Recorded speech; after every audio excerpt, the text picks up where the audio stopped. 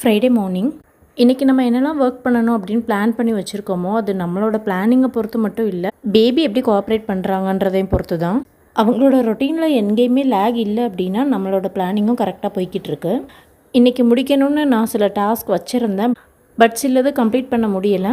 இம்பார்ட்டண்ட்டாக இருந்த எல்லாமே நான் முடிச்சிட்டேன். இந்த செகண்டரி பெட்ரூம் நாங்கள் யாருமே யூஸ் பண்ணுறது கிடையாது. வீட்டுக்கு யாராச்சும் வந்தால் மட்டும்தான் யூஸ் பண்ணிகிட்ருக்காங்க. முந்திலாம் என்னோடய ஒர்க் பிளேஸாக நான் இந்த பெட்ரூம் தான் யூஸ் பண்ணிகிட்டு இருந்தேன். அப்போ ஒரு நாள் அந்த விண்டோ வழியா ஒரு கவுளி வந்து அது அந்த ஏசி பின்னாடி தான் போயிருச்சு. அது வெளியில் போயிருச்சா இல்லையான்ற டவுட்லேயே நான் அந்த ரூம்குள்ளேயே போகிறது கிடையாது. அப்புறம் நான் சொல்கிறது, நாங்கள் இந்த வீட்டுக்கு ஃபர்ஸ்ட்டு வந்த புதுசில் அதுலேருந்தே நான் மட்டும் இருந்தேன்னா கண்டிப்பாக அந்த ரூம்குள்ளே போய் நான் படுக்கவே மாட்டேன். உங்களில் யாருக்காச்சும் இந்த மாதிரி சின்ன சின்ன பல்லி பூச்சி இதெல்லாம் பார்த்தா பயம் இருக்கா இல்லையான்னு எனக்கு கமெண்ட்டில் சொல்லுங்கள். எனக்கு மோஸ்ட்லி இந்த ஊரில் எதாக இருந்தாலும் பயம்தான்.